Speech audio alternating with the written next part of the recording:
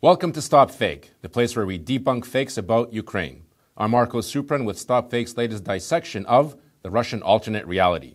This week's disinformation menu brings you the following. Ukrainians ask for electricity from Crimea.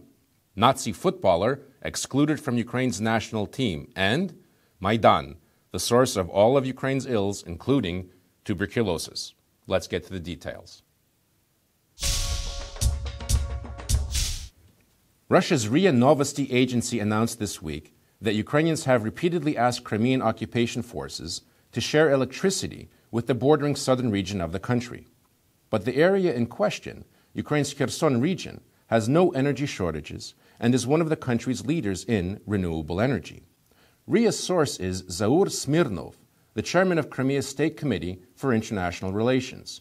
He claims that Ukraine's southern regions have limited resources and are suffering energy shortages because of Kyiv's energy blockade of the annexed peninsula.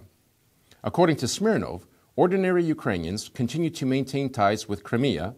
They accept that Crimeans' decisions to reunite with Russia is the right one. However, neither Smirnov nor RIA Novosti provide any evidence for their unsubstantiated claim. There is no corroboration that the Kherson region is having electricity shortages.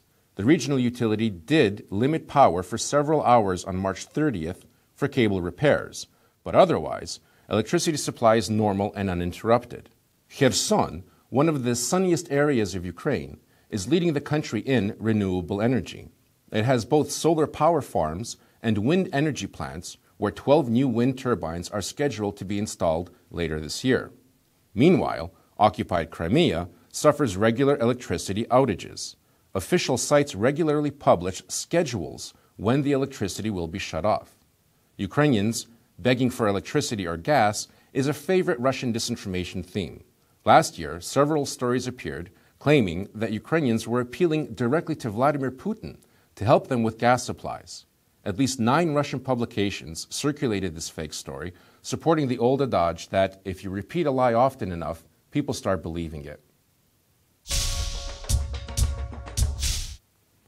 On March 24th, one of Russia's most Kremlin-friendly media outlets, Life News, declared that Ukrainian footballer Roman Zuzulya was rejected by the country's national team on the eve of the Ukraine-Croatia match.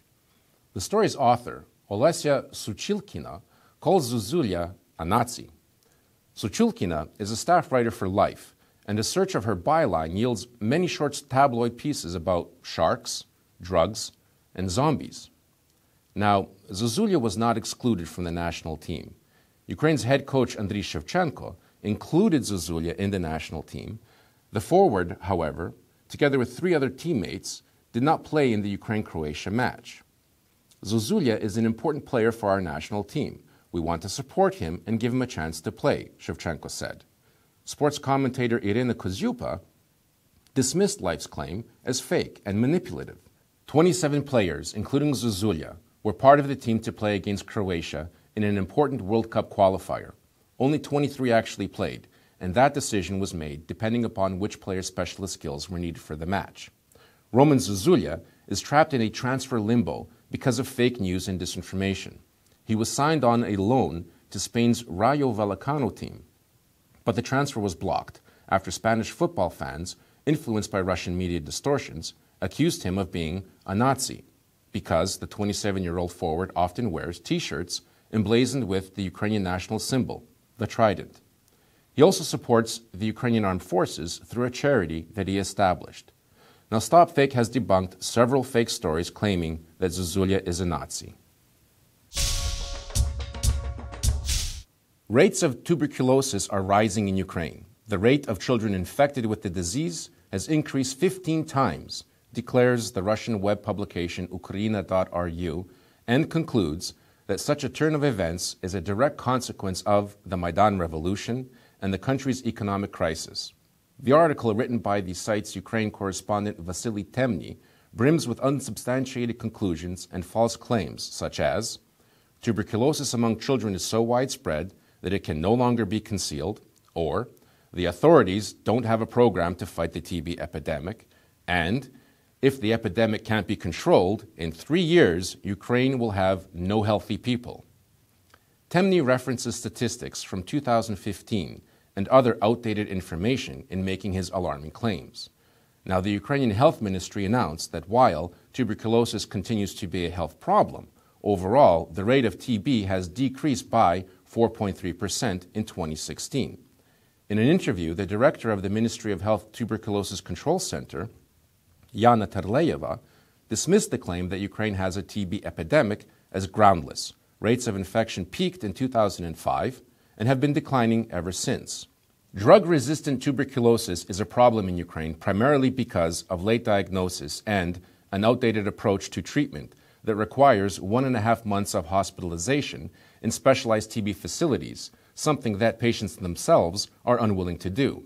However, in the past 6 months, the Ministry of Health has adopted new protocols recommended by the World Health Organization to treat TB that prescribe outpatient treatment and an oral course of medication.